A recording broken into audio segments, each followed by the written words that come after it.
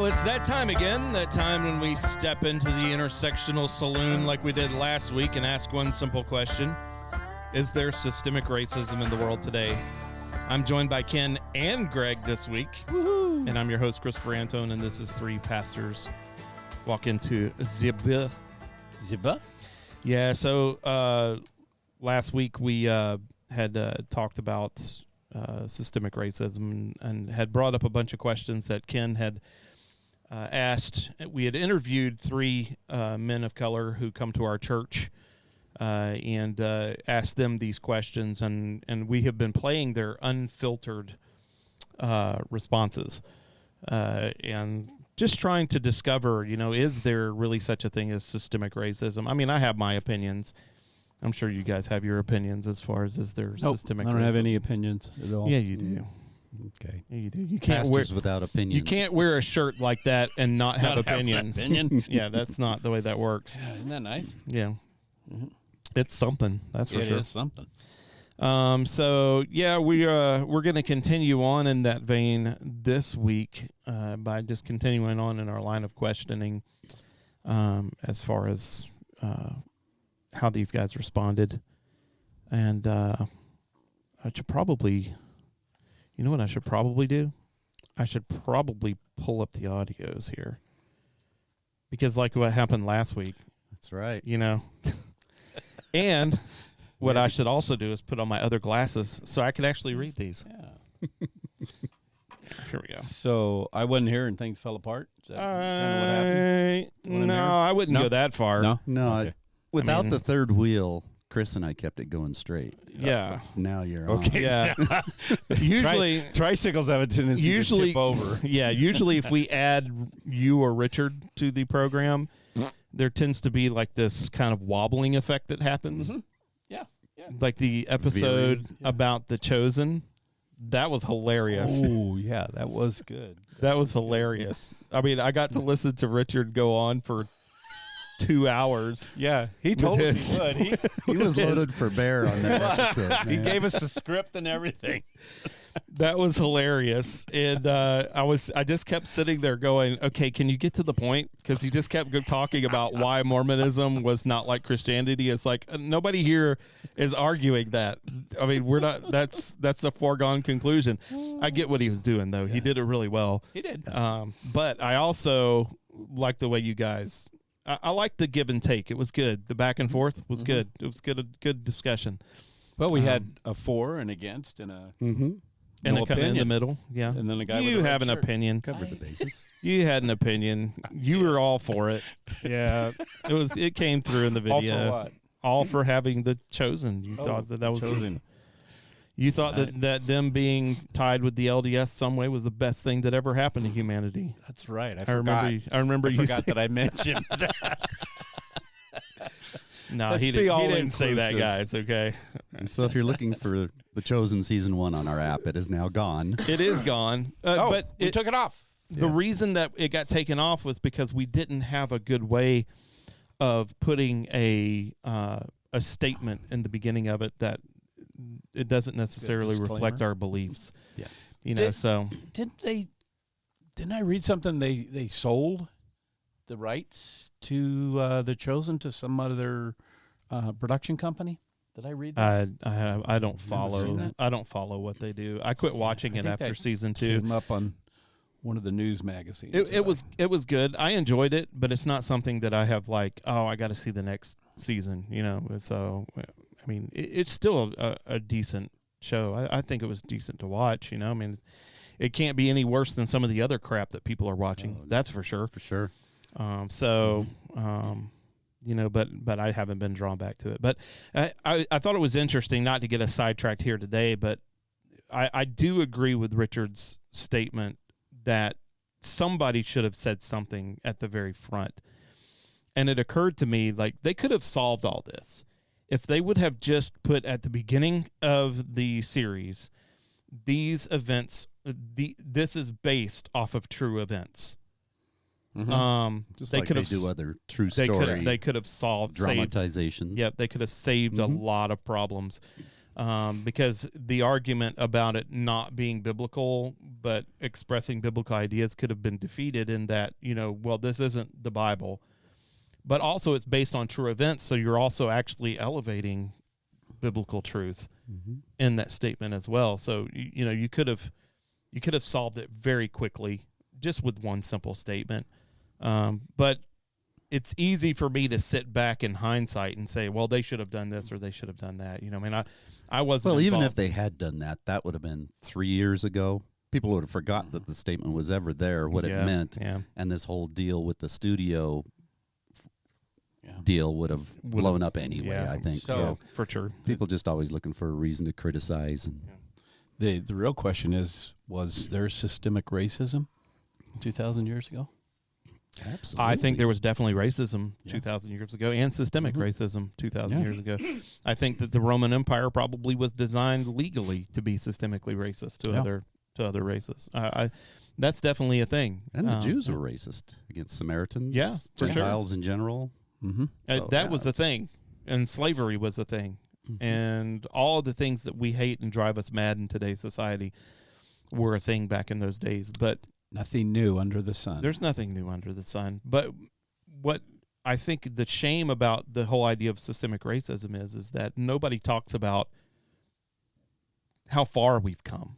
You know what I mean? We have, for all intents and purposes, abolished slavery in the world, in the eyes of the world. It's not viewed as like the normal. It's the exception, not the rule. It's the exception now. It's taken on a different look, and it's taken on a different look. It's all underground. It's black market. It's like it's criminal to conduct slavery in today's day and age. It's not based on race either. No, it's everybody. And so, I think that the crowd that is crying the loudest about the idea of systemic racism is really beating up America because of its systemic quote unquote racism. But they don't realize, in my opinion, that if it were not for the United States of America and the writing of its Constitution, we would have never been able to work towards the freedom that we have today and the equality that we have today. That document, I think when they wrote that document, they knew that it was going to be a conflict for freedom over the next couple of centuries, and that it was going to take that long, because you can't root out a foundational concept like slavery in just a day. That's not going to happen. But what that did do was it made it so that now the world looks at slavery completely differently now. That didn't happen until the United States came around. And so, I would say to those people that do. I would say to those people that are really hard on America for systemic racism, quote unquote, just take a look at what has happened historically since the United States of America has been in existence. It's been a universal good. And I think it's a shame that doesn't get talked about more often. And then also the other part of that is why do we think so little of black people to think that we need to save them through the government? Right. It's like they are a vibrant, intelligent, capable group of people that are fully capable of making a successful culture, giving them everything that they need through the government is not helping them.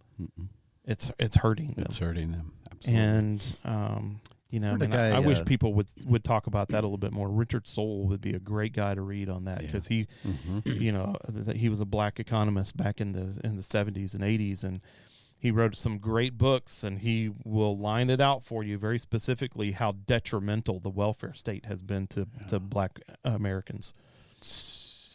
Did you say Richard Soule? Yeah, is that not right? I don't think so. What was his name? Thomas Sowell. Thomas Sowell. Yeah. Yep. I love reading him. I was looking it up and then I just remembered it. Yep. Thomas Sowell. But he's written some great books on the topic, and I would really pay attention to him if I were were a person who was looking into this. Mm-hmm. It's a shame that we're in the place that we're in today. And this culture of division, systemic racism is just a part of it. It's the whole systemic racism, oppression, class separation. It's critical theory just brought into race, which is where you get critical race theory. You know, the whole idea of critical theory is that you're separating people up into groups. It's the foundational concepts of Marxism. You know, you have, you know, the bourgeois, what do you call it? The bourgeoisie. And the proletariat. You know, you have these, you know, kind of separation of classes. Well, in critical race theory, you have separation of races, and it's the tribalism that is destroying us. I read a guy years back, and I can't remember who it was, but he kind of outlined this whole thing of basically the left always needs to have an underdog to fight for. Yeah. And it's been different people through the ages. And then once that is resolved and something happens, they just find a new underdog to take on against the status quo. Yeah. And I've watched that happen over the years over years. And it's true. Yeah. The left is never arrives. They're never satisfied, never content. There's always somebody to try to bring up from the bottom, and that's who they champion. Which in our it's system, not necessarily a bad thing. I was going to say in our system that's a good thing, because the opposite side of that, the right tends to be a little bit compassionless when it comes to, you know, budgets and fiscal matters and actually, you know, the care of people. It's a little bit more concerned with economics and with the, you know, the governance issue side of it. And so it's not a bad thing to have that. However, it's been hijacked by people that are looking to ingratiate themselves. Yeah. And that's been happening for a long time. You know, I just wish people would get wise to the idea that race is just used as a political tool to enrich certain people. It's just the latest game. It's just the latest game. And trans rights is going to be the next thing that is going to be the next tool that is used by the people that are, you know, they're an oppressed group of people, and they have no rights, and we need to fight for their rights. And it's like, okay, well, have you watched TV lately? Because they don't seem like an oppressed group of people to me. They seem like a very elevated group of people to me. Well, just wait till reparations talk comes around to trans. For trans people, yeah. You know, I mean, it really is. You know, we're going to point out the fact of how oppressed we are by demonstrating to you how unoppressed we are. Is really what it boils down to. And I was watching this show called The First. And it was produced by Sean Penn, which should tell you something. But it's basically about this group of people that are getting prepared to go to the first human trip to Mars. Right. And it's kind of a cerebral kind of exploration of human life as we're getting prepared for that great adventure. And there is this colored lady who is the second in command of this group. She was in command until he went and fought in Congress to get the funding, and then they put him in command of the group. And you know, she's telling this one girl that she recruited, you know, it's like, well, we had 2,000 applications for your spot. I looked at 50. And so this group of people that is going to Mars is this very select group of people with very select skills that are very special and unique and very uncommon among all groups of people. And there's this scene where this woman goes into her superior and they're having this conversation, and she goes, I just want to be respected because I'm looked over because I'm a black lesbian woman. And it's like, okay, well, you're a colonel in the Air Force. Second in command. You're second in command of the Mars trip that only 5 people in the world get to go on. You know, it's like, can you please demonstrate to me your oppression? Because it seems like you're doing pretty good. You know, and so that kind of mentality, I think, is what a lot of these groups that are decreeing this kind of systemic racism thing that's the kind of separation that they're building, this tribalism that will eventually, it's going to destroy America. And I'm not saying that there's a conspiracy to do that. I think it's all driven by money. But and power. and power. But that being said, you know, I mean, it's going to destroy us at some point. Mm-hmm. If it continues down this path. I don't know how see you it stop. I don't know how you recover from it at this point. I don't know how it stops. Well, I still think it's just half of us, you know, and the half that we're on, we're being silenced, we're being put down, we're being subdued, we're being, marginalized. Yeah, and there could be, you know, I mean, there definitely is a portion of the media, and a portion of the news media, and a portion of the political movement that is definitely louder than the other half. You don't think but that being said, you know, when it really comes right down to the polls, you know, if you're split 50-50, then, you know, it really all comes down to who's voting and who's voting on what. You know, we have the blessing of living in a very staunch democratic republic, which is still viable. But over time, you know, we need to get you into digress. some more conspiracy theories. Yeah, I'm not big on conspiracy theories. You're too far right. I think they're a bit nonsensical, and even though they're based on some truth, I find them to be easily dismissive. So I find them to be very weak arguments. But they're fun. Yeah, they're okay. They're okay to watch. For a guy that likes I think they're fun to watch. Argue just about anything. A person that likes to argue does not like to be involved in conspiracy theories because they're weak arguments.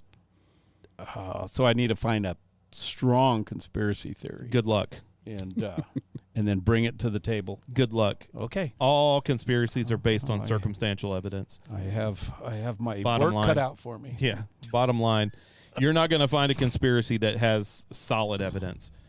They're all based on circumstance and things that have been perceived, and usually it's things that are false. So if we find a conspiracy theory that is true based on it's not a fact, conspiracy then. Bingo, that's what I'm saying. Yeah, then it's truth. So that's the one I need to bring to the table. Yeah, you bring Find something true, and then you bring data to the table. Is there we can talk systemic about it. racism in Idaho? No. Can you At prove ABC. it? At ABC? I can prove it because we have laws that are established that if you do discriminate against someone in their employment, then that's a crime. Mm-hmm. That in and of itself proves they- that there's no systemic racism. They still end up going to court over that. That's fine. Just reading this morning. That's what it's there for. That's harassment. Mm-hmm. Yeah, that's what it's That's there gonna for. go on. Yeah. And that's what the laws exist for, and that's what the court system doesn't exists. Yeah, but man, why would we've heard about the baker, we've heard about the gal doing the floral arrangement and websites and all of this stuff. Why does it have to go all the way to the Supreme Court? What do you think? Because that's the way the system is designed. When you go to a court and you get a decision that you feel is violating your rights, then you get to take it up to higher courts, and the higher courts get to determine whether or not they want to hear it or not. And if it's the federal government that's literally actually violating your rights, then it goes to the Supreme Court. Yeah. Yeah, that's the check and balance that exists. Yeah, but to me, that's becoming more and more common, and we don't get to just stand on That's because of the money behind it all. I don't think that it's as common as we think that it is. I mean, obviously it's happening. I think we hear about it a lot more than you used to. because we're right leaning. Yeah, but even if you were left leaning, you hear about it more than you used to. It used to be that you didn't hear about what happened in the Supreme Court because it wasn't highly publicized. But now it's like everything they do is highly publicized by one group or another. So I think you just hear about it a lot more. I don't think that the occurrence is any greater. Higher. Because if it were, then they would have expanded the Supreme Court to take on more justices to deal with the workload. More justices. Oh, no. Well, you would have to. Go there. If you were They're trying. If you were inundated with 1,000 court cases a year, there's no way that 7 people or 8 people could, or 9 people or 12 people could deal with that workload. There's just not. You would have to have 50 justices. Yeah.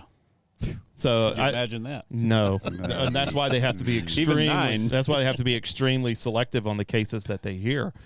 You know, but I don't. I'm just kind of speaking off the cuff there. I don't. You know, I don't really know what they deal with or on a regular basis or whatever the case may be. I just know that systemic racism is, there's not a system in place that is built to be intentionally racist. That doesn't exist in our society. There have been things that were unintentionally racist, like the crime bill of the 90s was unintentionally racist. When Joe Biden helped to write that bill, I don't think he was sitting in his office going, let me see how racist I can be with this bill. You know, I mean, it wasn't designed to be that way. It ended up being racist by accident, I think. But systems built for the purpose of being racist, nah, that doesn't exist in our society. I'm sorry to disappoint people, but there's no such thing as systemic racism.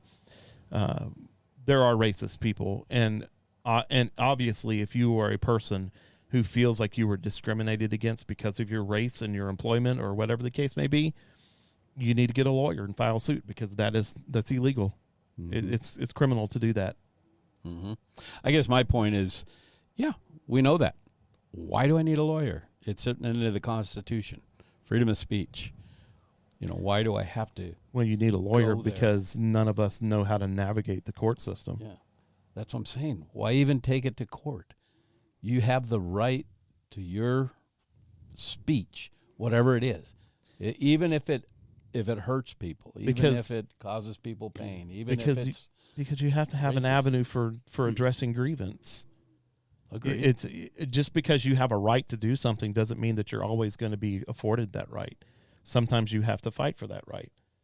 You know, and when your rights are violated, sometimes you have to fight for justice of the violation of your rights. And I guess that's my point. You know, we're doing that all. We're doing all that seemingly more, but like you said, it could be that it's just communication. You can get stuff today that used to take weeks. Yeah, until the kingdom comes. There is no person in this world that is not given a loan because of their color. That doesn't occur. I can tell you right now, from my experience being an assistant manager at a financial company, that when you consider people for a loan, their color does not even come up. It's not even a discussion. Nobody cares. I don't care what color you are. Your cash is green. Mm-hmm. Yeah. So, you know, it really boils down to what are the economics. Now, you could say that, well, you know, people of color are discriminated against because they have less economic success than, you know, the white people do. They start from a basis of less privilege because of their financial status. And to that, I would say, okay, get the government out of your life. Mm-hmm. Take the government out of the equation, and you would eventually build up generational wealth. That's what it boils down to. And they were doing that brilliantly. After the Civil War, African American culture was building significantly up until the point when welfare started.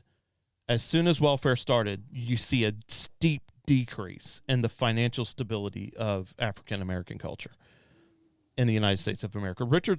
Thomas Sowell points this out many times. And so I think that the systemic racism, as I pointed out last time, is not that there are systems that are built to be racist in so much that it deals with society. I think that there are systems that are built to be racist that are government programs that help very selective people. And that system catches Hispanics, Asians, whites, whoever. It catches everybody in the economic trap. Disproportionately, though, it does catch African American people of color. It disproportionately catches people of culture. And the reason for that is because, in my opinion, white people have had a longer period of time to establish generational wealth in the United States of America than people of color have. Yeah, the minority started behind the curve. Yeah, a little late exactly, because they only started right after the Civil War, basically.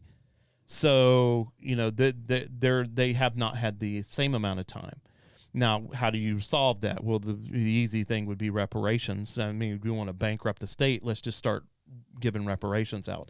They've tried that. That's not the solution. The solution is to quit nanny stating minorities. You're not going to save them through government programs. It's not going to happen. They have to do it themselves, and we all have to work together to make that happen.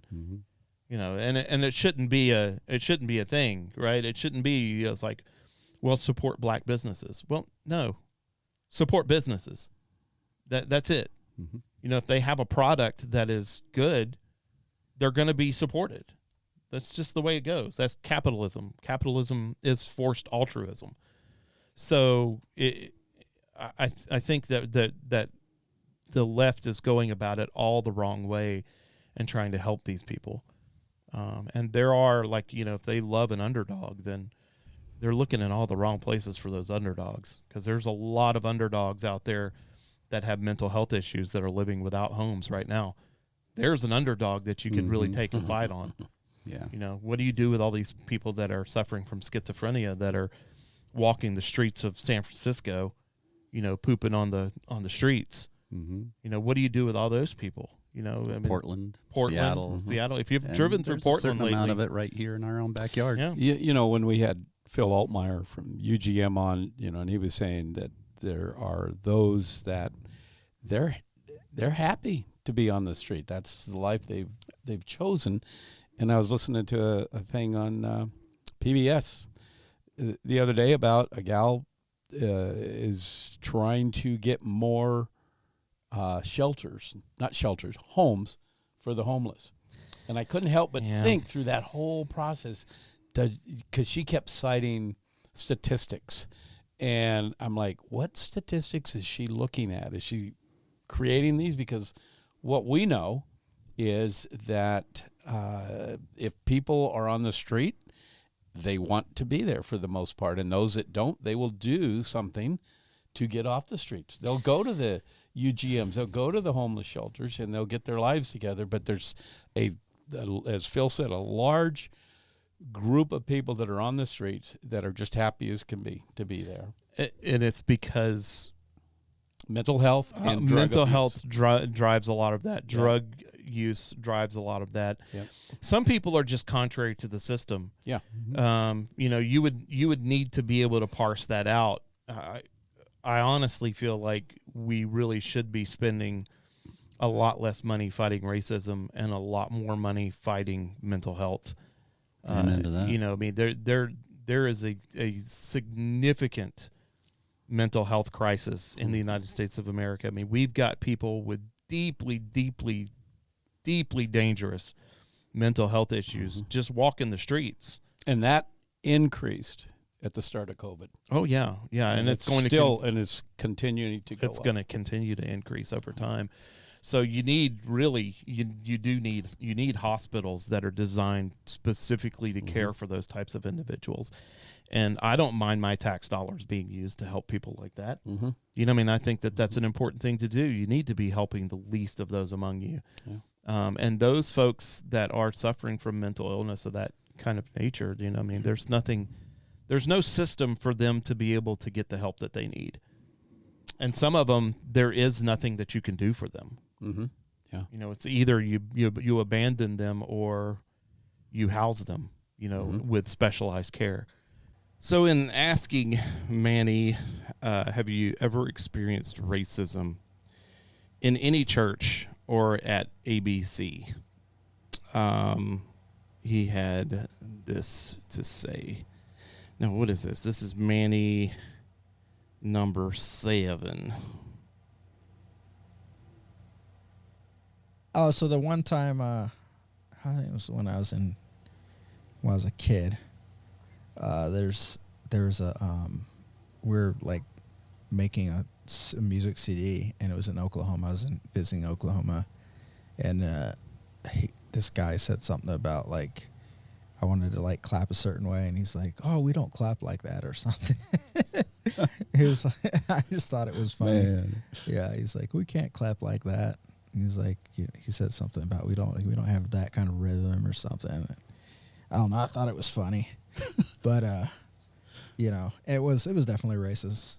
You know, because it was a bunch of white people and he's a white dude. But I thought it was funny.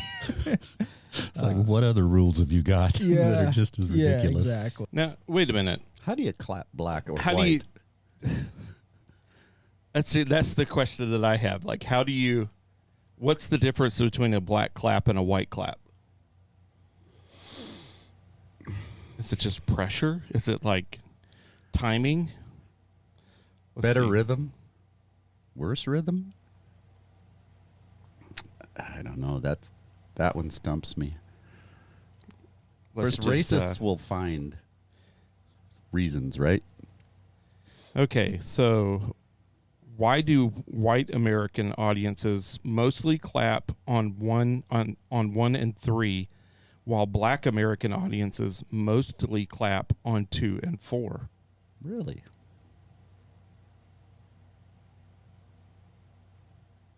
That's on Quora, you know. Yeah. Let's see. There's some guys on here that do some like examples of clapping. Yeah, apparently there's a difference. It's a thing, huh? It's a thing. Yeah. Wow. So white people clap on 1 and 4. So 1 and 2. Wait. 1 and 1, 3? 2, 3, 4. 1, 2, 3, 4. And so black people are like 1, 2, 3, 4. 1, 2, 3, 4. They get that kind of shuffle backbeat, rhythm. kind of reggae thing going on, you know. That's interesting. Wow. Who knew? See, this is why you have to tune in. Yes. Because you're going to learn really important things like the difference between white claps and black claps. Finer Brandon, points. did you know that there was a difference? No? No, I just clap on all 4. You clap on all 4s? Yeah. Like on your hands and knees? No, on all 4 beats. Everybody. Oh, okay. I misunderstood you. You can't miss one. You got to make sure you get them all. It's like Pokemon. You got to get them all. All right. So I stopped what Manny was saying. That was probably racist. I shouldn't do that. I'm going to continue playing what he said. In church. No, I've been blessed enough to go to churches that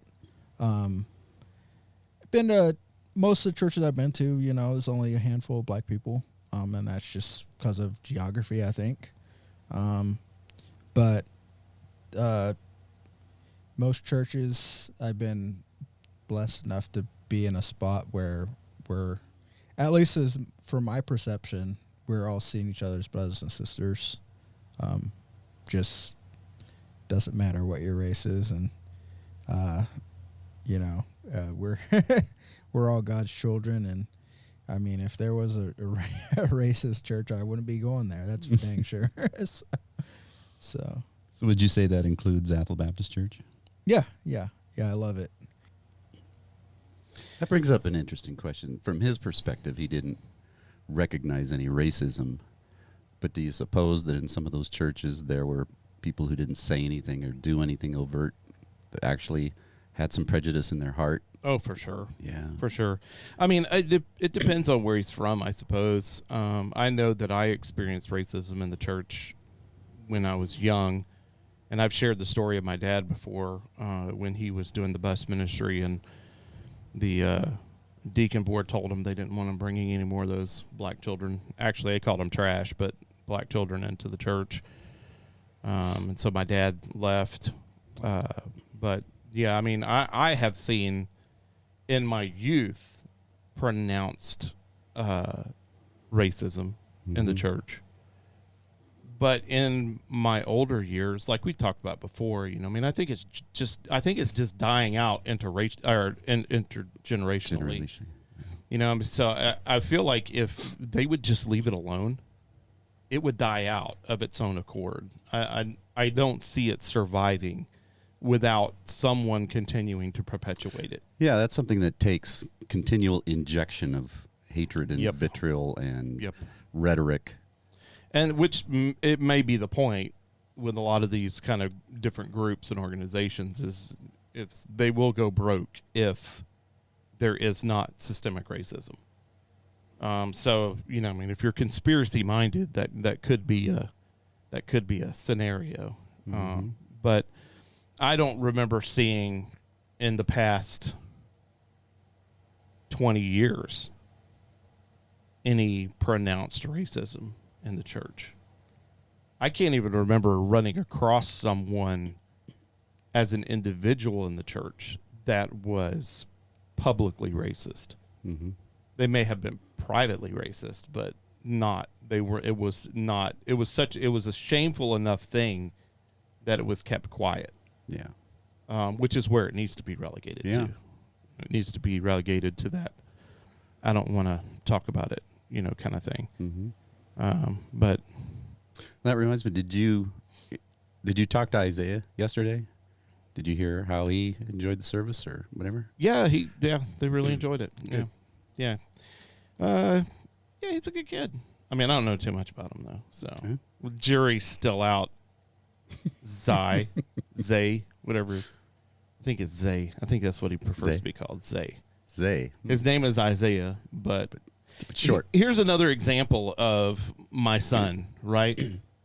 So somehow, some way, he's found the only other black man remaining in our area. I don't know how he does it. I really don't. It's like all these people around, and like he's just like is a magnet for men of color. It's a gift. Yeah. I mean, it's just the type of person that he is. Maybe his ministry is going to be in racial reconciliation. Maybe he's a brother and he didn't even know it. Maybe. Maybe he's adopted. Maybe you're adopted, Gavin, and you didn't know it. Calm down, Kim. So the next question he asked was, how do you think your genetic parents' experience differed from yours? And genetic parents, when we're talking about genetic parents, you got to understand that Roba and Judah, their genetic parents are in Ethiopia somewhere. So they may not have a whole lot of knowledge about their experience, and it was probably vastly different. Yeah. Considering they were from Africa, but They might have experienced it, but still, they didn't really experience like huge amounts of it. Like I think now, back then, they probably felt like they were bad, like they were treated badly. They were treated badly, but now like they're treated exactly the same. They're probably more. They probably have more of a voice now than they did back then. So, yeah, Judah just kind of took that as an opportunity to kind of restate the fact that he doesn't feel like there's systemic racism at all. 8. Now, is this the one where he had the? No, that's a different thing. Okay.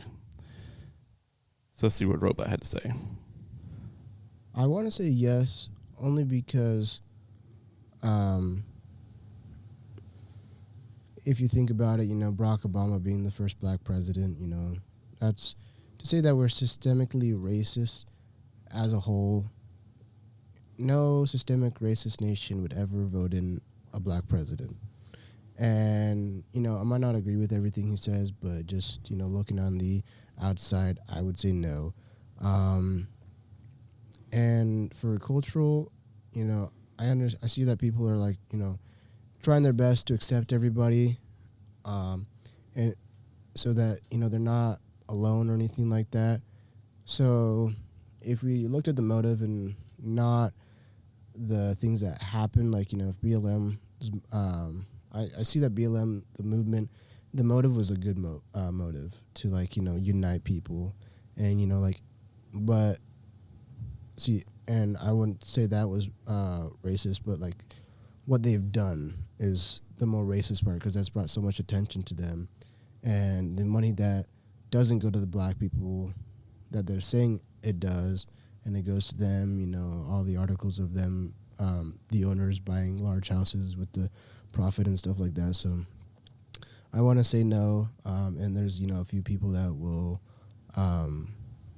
you know, that are truly racist, but as a whole, no. I think it would be very hard to live a life where you did not run into someone who was a racist. I think that's always going to be a thing. I think it's always been a thing. I think it always will be a thing. I think you will always have people that will hate another group of people because of some arbitrary thing. Mm-hmm. Whether it's a Jew or whether it's black or whether they're white or whether they're Asian or Skinny whether they're or heavy or whatever. That's just the way human nature. That's just the way people are. People can be foul, and I think that's always going to be with us. To think that you're ever going to create a program or an organization that is going to eliminate hatred from the world, that's like saying we're going to have peace in the Middle East. You know, it's like. Yeah. No, there's just too much humanity involved. You know, maybe Elon would say if we were to get some AI involved and we were start to, you know, change people out for robots, you know, we might actually see that happening. But yeah, I mean, as long as people are living on the earth in a sinful condition, there will always be people that will have hate in their hearts. Well, that's something that a lot of people can't accept, that we are inherently wicked, believing that we are inherently good, and all we have to do is cleanse all of that out of us, and then we'll achieve utopia. I mean, I think with the right motivation, all people desire to be good, mm-hmm. or most people do anyways, with the correct motivation, which is one of the reasons why we probably make inspirational movies and have inspirational songs. You know, those things are intended to inspire people to do better things, mm-hmm. you know. So I think it's built into the human nature as far as being an image bearer of God. That's the hope, right? Yeah, to do good things. But, you know, when you have no spirit or no born-again soul to fight against that fleshly desire, then, you know, the fleshly desire is going to win out every time. And so I think as long as that's the case, you're always going to have a level of racism. But I think also that mankind can rise above immorality if they are willing to. And, you know, racism is that type of thing. And like I said, you know, I mean, we were coming out of it. You know, had you given it, you know, 5 more generations, I don't even think it would be a thought in anyone's mind. It wouldn't even be a thing. But it seems like every generation we have to have somebody come along and stir the pot back up, so to speak, so that we can continue to rehash the same old hurts over again. Mm-hmm. And no one that is alive had anything to do with anyone's ancestors at any given time. Mm-hmm. You know, everybody's just kind of working together to make life happen.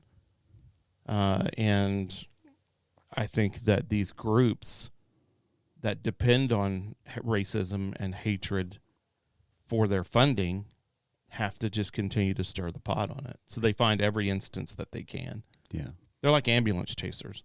Mm-hmm. They find every instance they can to highlight it, and then they make a big deal out of it. Sensationalize it. And then every stinking news agency in the world runs it. Mm-hmm. You know, I feel the same way about mass shootings. You know, I mean, if the mass media would quit publicizing it and making a massive thing out of it every time it happens, it would quit happening mm-hmm. on such a large scale. Yeah, the copycat ones anyway. For sure. And so, you know, there's people that are making money off of it, and that's just another part of the vileness of mankind. I wish that people would speak out more about that type of wickedness as opposed to some person's, you know, marginalization by not getting called their preferred pronoun. Mm-hmm. You know, that's a much less bigger deal than, legacy media sensationalizing violence to perpetuate their ratings. Oh, for sure. But what are you going to do? Manny, you asked Manny the same question about his biological parents. Why does it do that? Did it just do it? Yes, it just decides that it wants to. I'm going to have to end up starting to download these all previous to. Both my parents, they both grew up in Compton, California. And they grew up, my dad, his dad, he had his mom and dad growing up. And so I think a lot of ways, my granddad, who worked for Hughes and then worked on the space program at NASA and all that stuff, and always worked hard. He was a military guy too. And so I guess Compton, if you guys know about Compton, that was the hood back in the day. And so that's where my parents grew up. Like my dad got his Christmas present stolen one year by his neighbors, that kind of stuff. And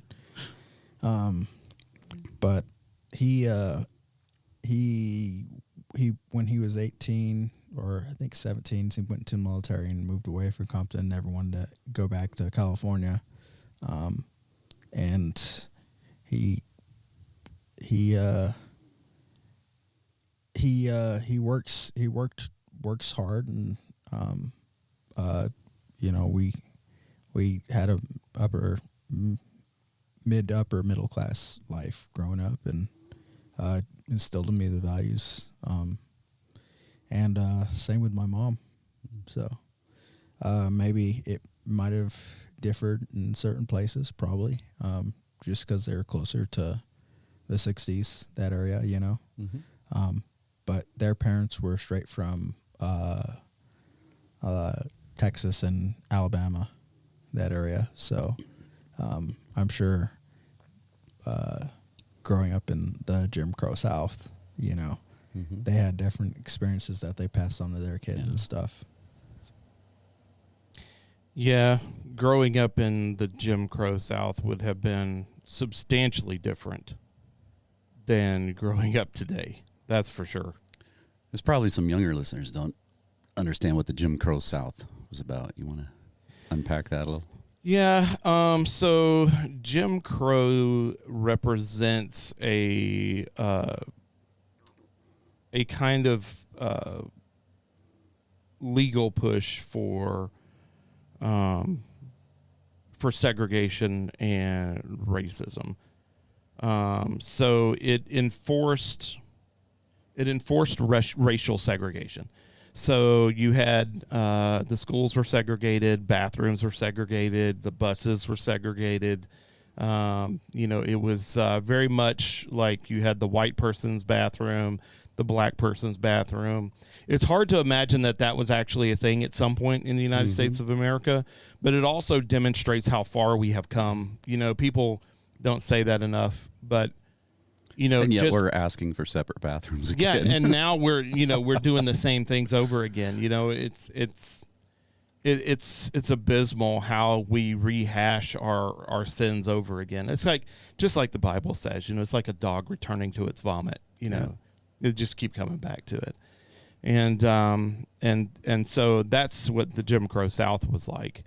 My grandmother grew up in it.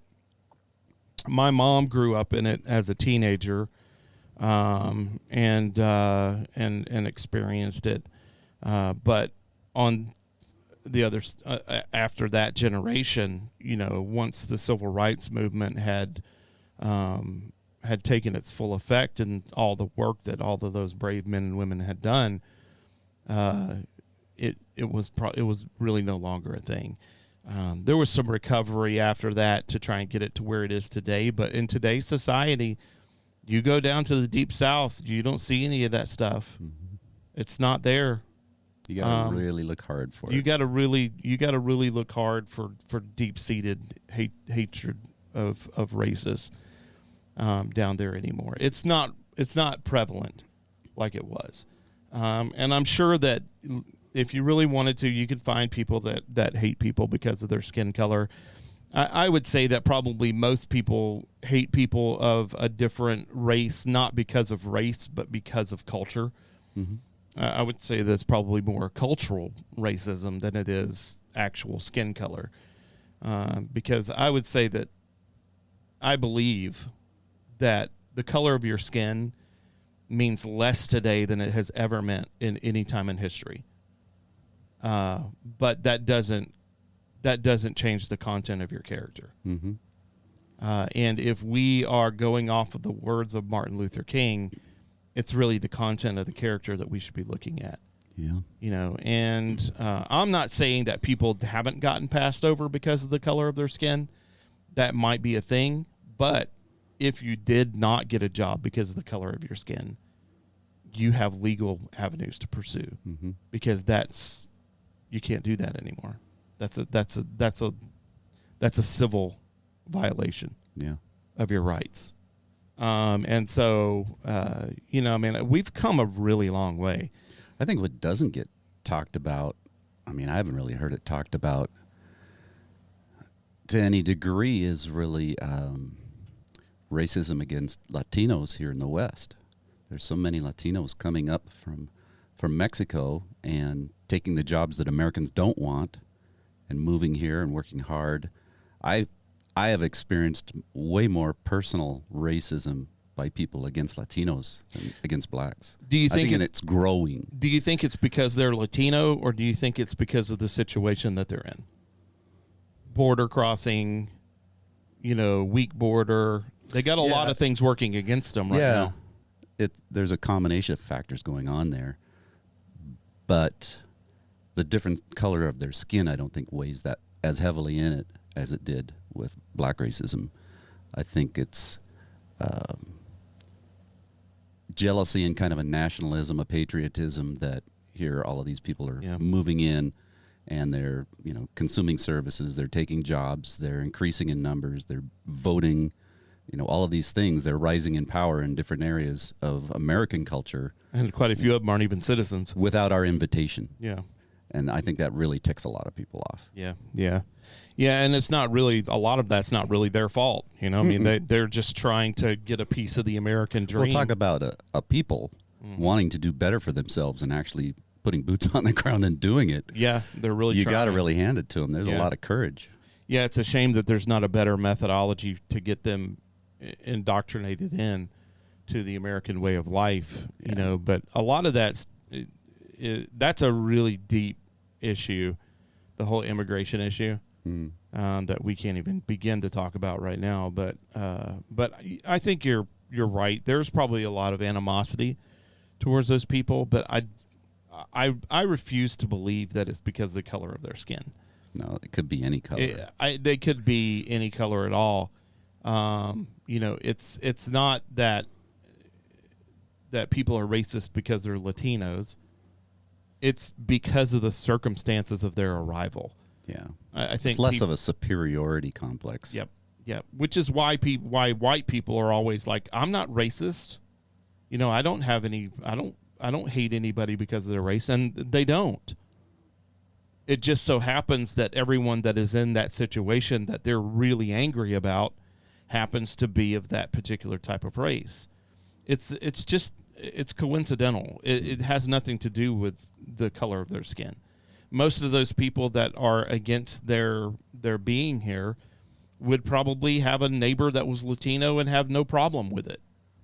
But you put that same person into a building with a neighbor with 15 Latinos in it that are here illegally, and working and doing their thing, and having mariachi band parties in the backyard at night. You might begin to think, they probably are pretty upset about that for good reason. And so it's not just, I think it's an oversimplification of the issue when people say, oh, well, they're just racist. It's like, although I can remember a lot of racist comments and behavior even before the border crisis. Perhaps. Not to the degree it is today, But I don't think it's the same as it was in, say, the 60s or the 70s. It's not the same type of racism. No, it's different. I don't think that people have a hatred for other people because of the color of their skin. I just don't think that's a thing. I think people have a hatred for people because of the circumstances of their life and what they represent. And it happens that a lot of people from one particular people group ends up being in that lump sum. But if then that kind of distills down to pride. It's just anybody that's not like me. Yeah, that's pretty much what it boils down to, in my opinion. I think a lot of that hatred is just really pride. And an unwillingness to compromise. And on the other side of that, it's a gross negligence of the law. And then on the politician side of that, it's a gross negligence of upholding the law. And so those combinations together are volatile at best. And unfortunately, there's not really a whole lot you can do about it at this point because there's so many millions of them here that, there's no way you could deport them all. So, at this point, what do? But and that being said, I just don't think that the average American is racist.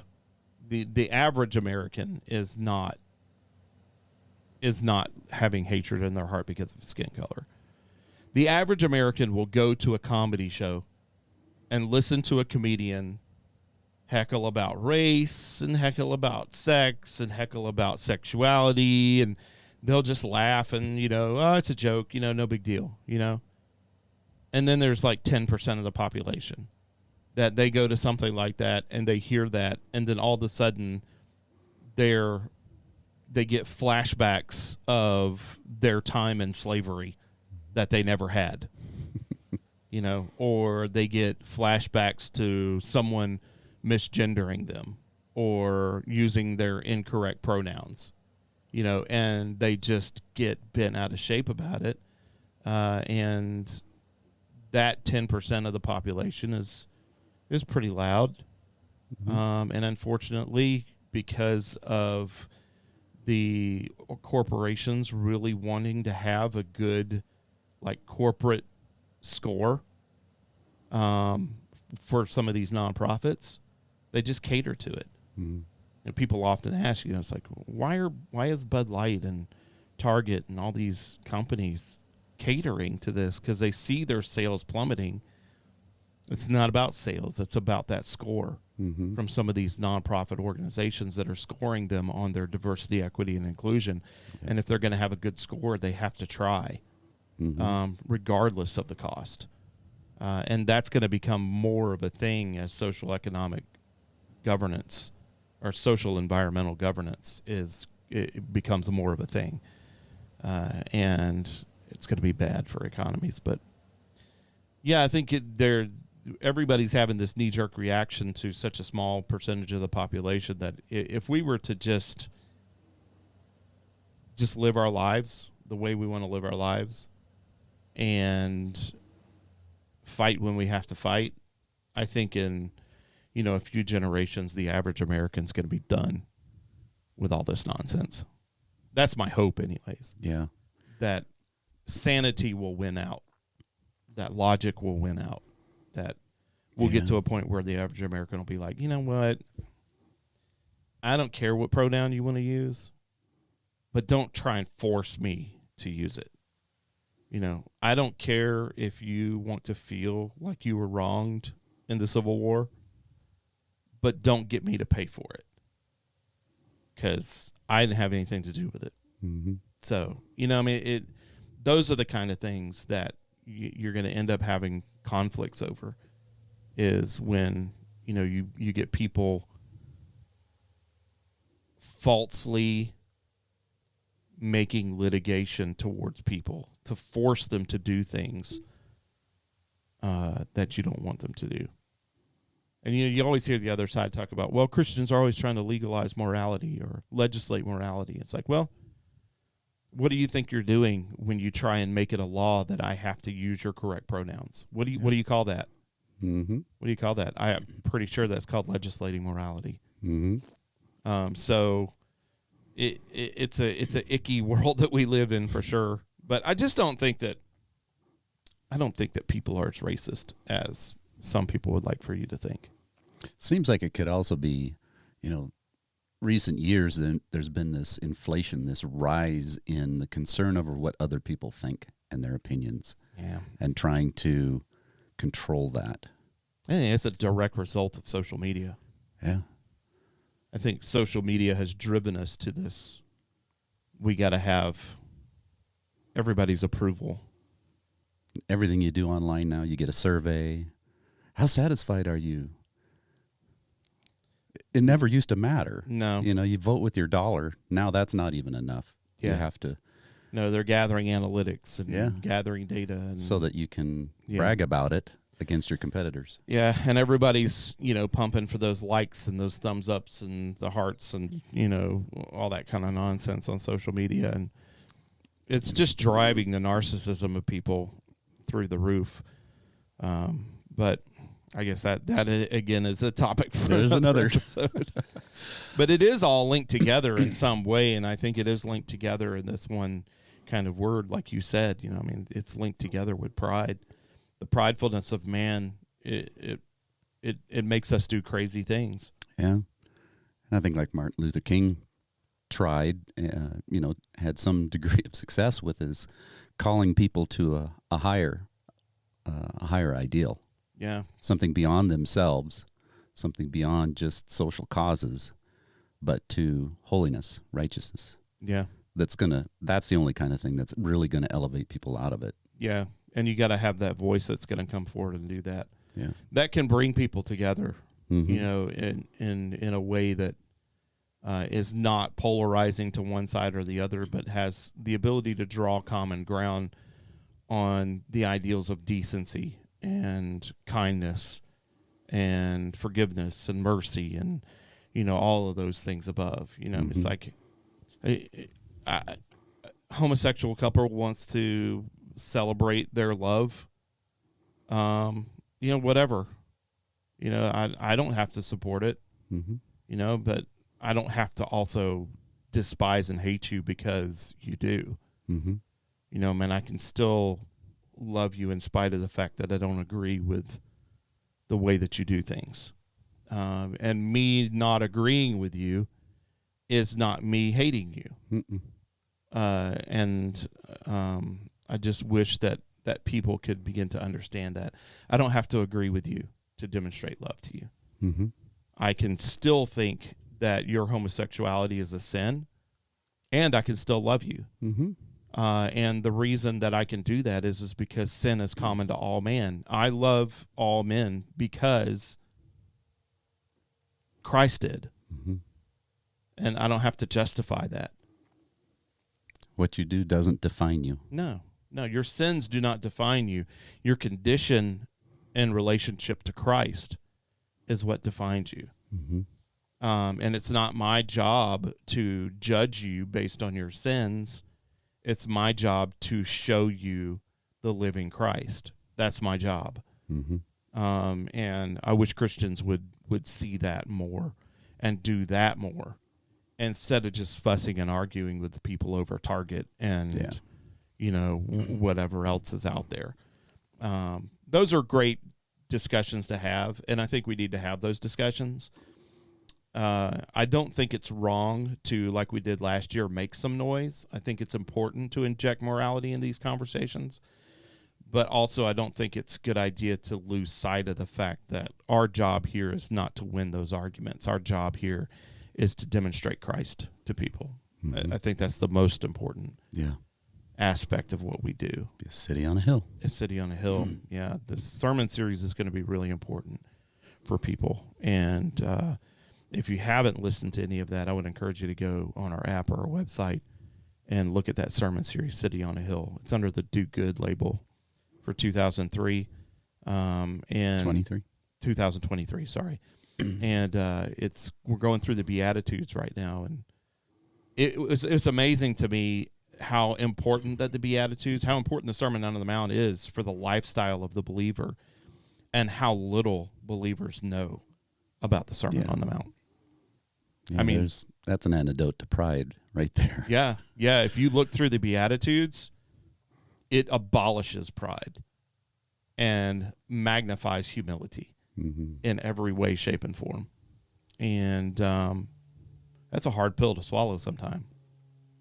And so it's been a good series, but yeah, we can get into that another time. So another question that you asked was, what do you wish that white people understood about African Americans, or better about African Americans? This was an interesting one. I bet it was. So what do you wish white people knew? What was the question again? What do you wish that white people understood better about African Americans? Okay, well, we already understand something better. They clap on 2 and 4, and we clap on 1 and 3. So we're already way ahead of the game. I mean, we're winning, as it were. With that knowledge, you can go to an AME church. You can fit right in. Yeah, you just got to clap on 2 and 4. 1, 2, 3, 4. 1, 2, 3, 4. It makes sense. That's how it sounds. You do that to that's like your typical African American church gospel song. 1, 2, 3, 4. 1, 2. Yeah. Get the organ going. Yep. Yeah. Can I get a witness? Cool. And then 1 and 3, that's Ken leading worship. 1, 2, 3, 4. 1, 2, 3, 4. That's you leading worship. Yep. And you're the whitest guy I know.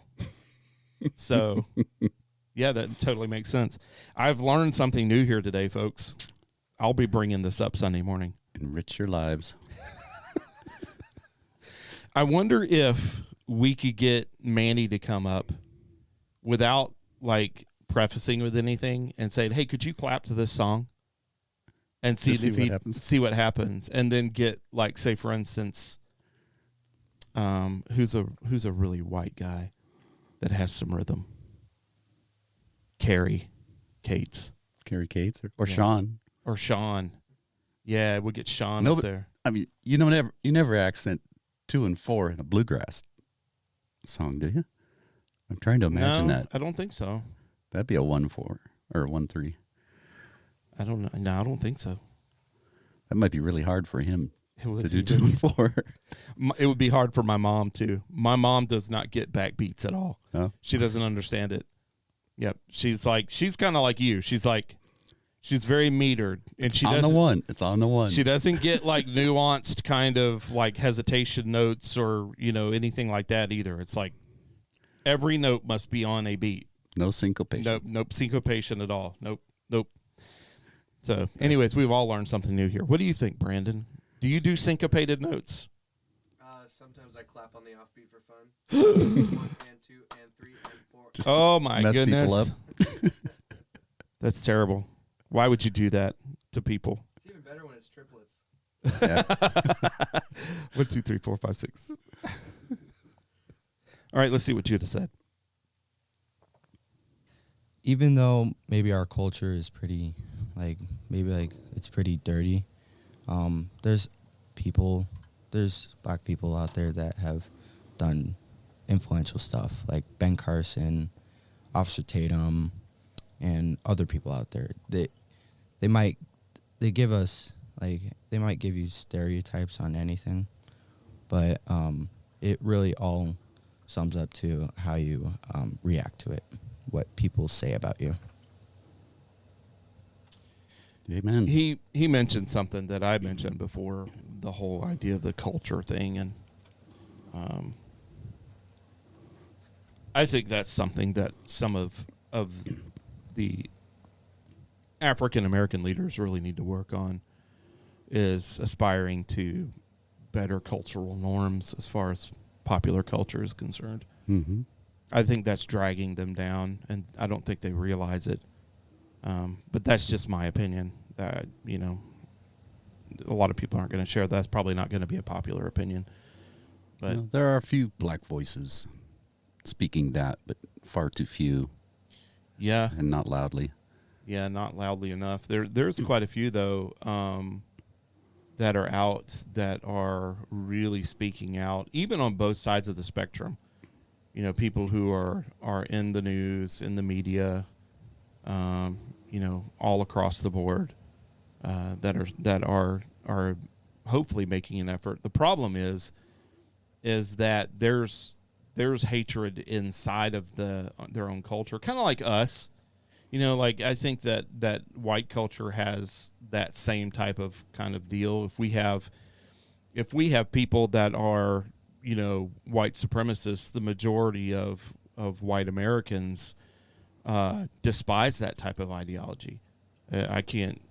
That's not the majority of white Americans. Mm-hmm. But on the other side of that, I think that every time you have one of those black Americans that comes out that wants to succeed in business, be well-spoken, that type of thing, I think you have a small percentage segment of that culture that looks at them and tries to bring them down because of, you know, they're being Uncle Toms or, Yeah, you know, accusations of hypocrisy. yeah, and that's that kind of stuff needs to stop too. Yeah.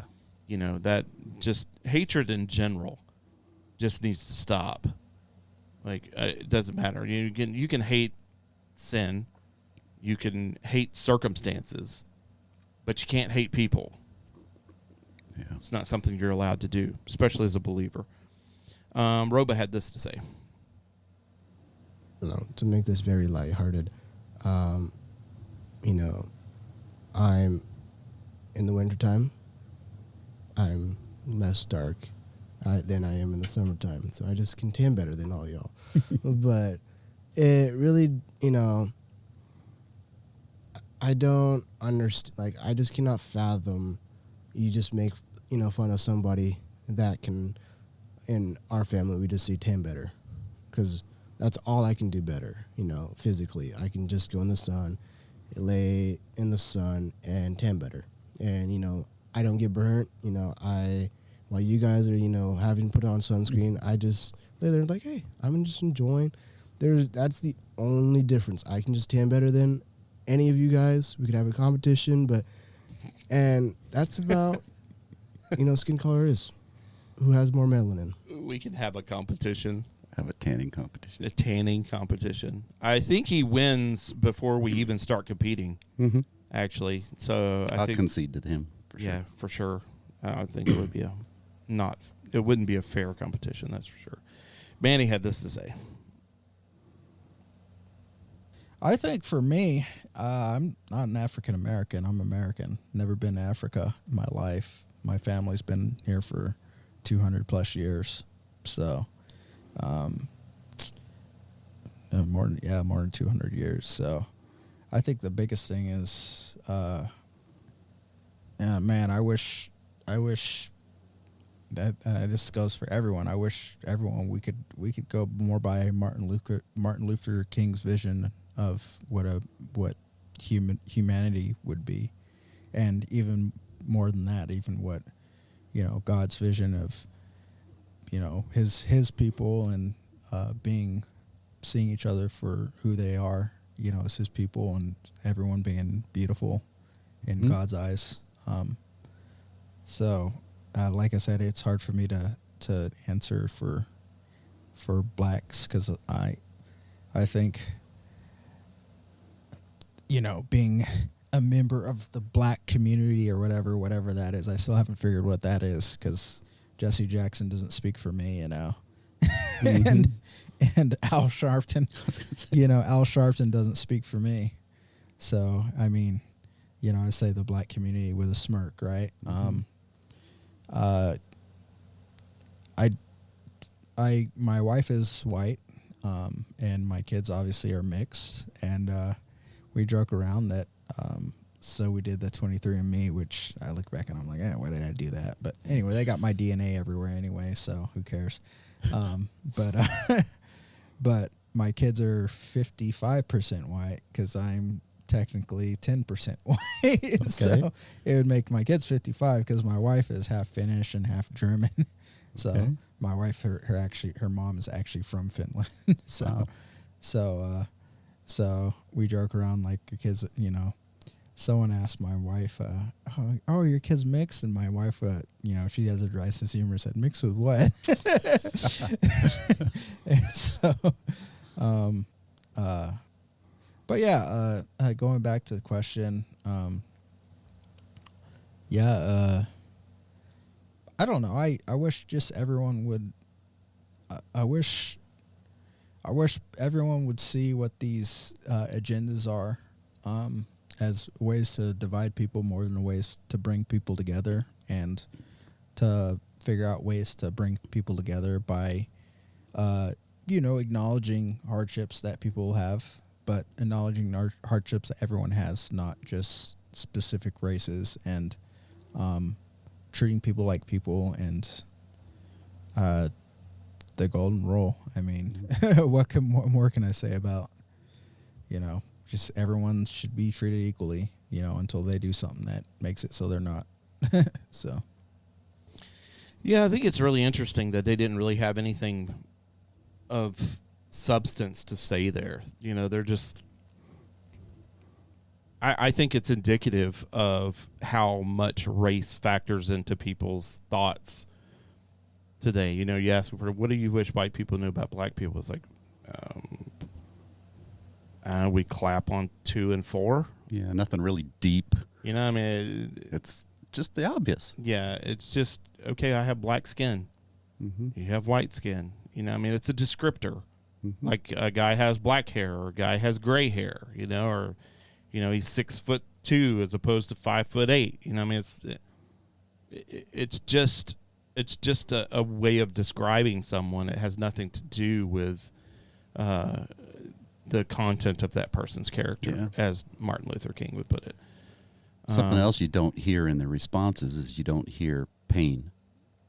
Yeah. From their experiences that you might hear from others who've had very bad experiences. You would hear the pain in their responses because it would be very personal to them. Yeah. If you're out there and you have had experiences of racism like that, and you've had bad experiences with systems particularly. Yeah, systems in particularly, and you would like to come on the program and voice your life story, we'd love to have you. Mm-hmm. You can reach out to us at 3p@athelbaptistchurch.org, and we'll get somebody there to interview you. And I'd love to hear your story, because if there is any instances of racism or hatred, I'd be the first in line to go and fight with you against that, because it's wrong. It doesn't matter who's doing it. It's wrong. And so, you know, man, I think that... And as Christians, we're called to stand up and fight for the oppressed. Absolutely. Oppressed for any reason. Yeah. To set the captive free. Mm-hmm. That's what he came for. The last question that you asked him, what do you think the average person of any color can do to help with racism? And let's start with Judah and see what he had to say. With love. If you're out there being argumentative in a fighting way, it won't help it out. It'll just it's just like adding air to a fire. It'll just make the fire bigger. If you give love and you don't get angry with them, then you're gonna get like, maybe you'll get like bad reactions. They might wonder why you're being nice to them, but overall they'll be pretty nice to you. And then Roba had this to say. Well, just love. Oh, that's Roba. I don't know. Sometimes, you know, everybody's got different personalities, you know, with how you come up to people, you know, like, hey, man, that was racist, and then, you know, that just flips them off. So you kind of have to figure out your audience and like, you know, when to tell people, hey, that's not, you know, tell people that it's not, you know, good to be racist, but you kind of have to you got to know your battleground, just because people are very irate these days. So you kind of just have to know your audience. So it's kind of hard to tell. And sometimes, you know, people joking about it also makes people more irate, because they think it's a very serious issue. Well, you don't, because you guys aren't seeing at the same eye level, which is really hard sometimes. So I think the best thing is, I don't know, like slowly come into it. Don't go full force, because when you go full force into somebody, they'll always throw up their defense. So, you know, go in as a friend, as a human, be kind, be loving, and just go in slow and slowly peel away, you know, the blindness, before they put up their defenses, and kind of just be able to talk to them. I don't know. Yeah, that's good advice. You know, I mean, if you do end up being fortunate enough to have a friendly relationship with someone of an opposite color, you know, don't just roll right in with racist jokes. Yeah. You know, you got to feel out the room. You know, eventually, you know, you're going to be such good friends, hopefully, that it won't even matter. You'll probably be joking around. I know my kids do that with their friends. You know, they make jokes about it all the time. But they're close enough to these guys that, you know, it's no big deal. Yeah. If you know their heart. Yeah, you know their heart, and you know, they're, you know, Gavin gets white boy jokes all the time when he's playing basketball, and, you know, it's no big deal. You know, it's just like, yeah, that's funny. Mm-hmm. You know, Manny had this to say. Well, it would have to be in themselves, because what can you do as an authoritarian? Are you really ending racism, or are you punishing someone and then that person reacting to your punishment?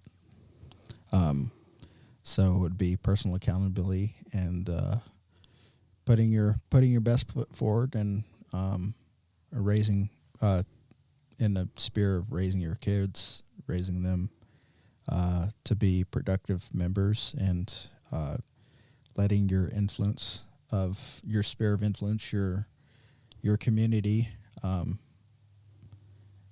being a member, a productive member of the community. Maybe it might change someone's mind if they see that. But I don't think you should necessarily be responsible for changing someone's mind. Their mind might just change based off of their experience. Mm-hmm. But you can't force someone to think a certain way. And anything that is punitive will slingshot someone in the other direction eventually, I think, because people are individuals. So that's exactly what happened in Canada with the compelled speech laws. Mm. It totally backfired, in that those people that did not want to use compelled speech just completely fought against it. And it's going to happen here as well. You know, if they ever get to the point where they're trying to make it illegal for you to use or misgender a person, or use a pronoun that they don't prefer, which I'm not exactly sure how you're supposed to know what a person's pronouns are. I guess we're going to have to start wearing name tags or something. Mm-hmm.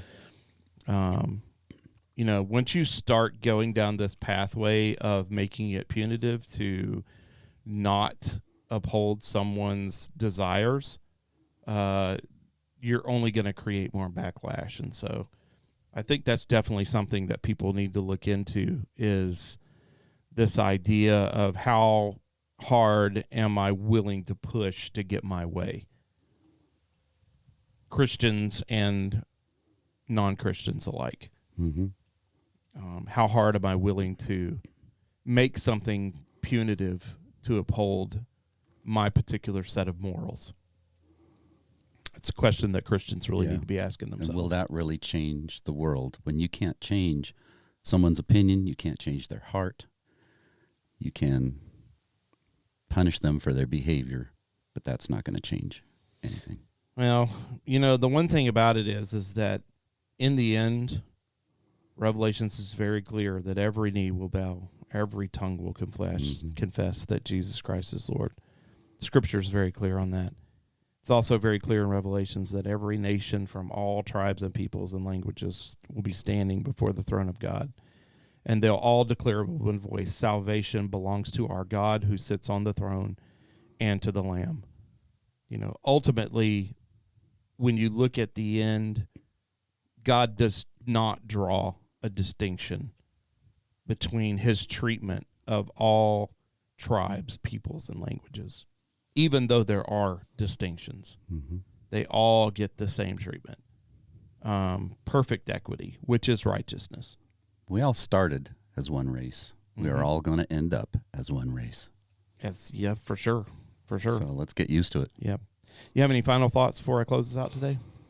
So we got bigger fights to fight than color. We're all in this together. We should all be fighting against evil and fighting for equity and peace among peoples. And,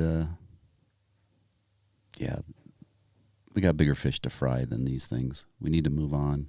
Yeah. Move on and quit bickering about the small stuff. Yeah. Well, that about does it for us today. As always, thank you for joining us. If you have a comment, question, or an idea for an episode, send us an email to 3p@athelbaptistchurch.org. If you enjoyed this episode, please give it a like and share it with your friend and subscribe so you don't miss any future episodes. Also, that helps our platform to expand. Thanks to Athel Baptist Church and its members for their generous support of this ministry. And again, thank you for listening. And until next time, remember the Great Commission. Go into all the world, reach the lost with the gospel, and build disciples who can do the same.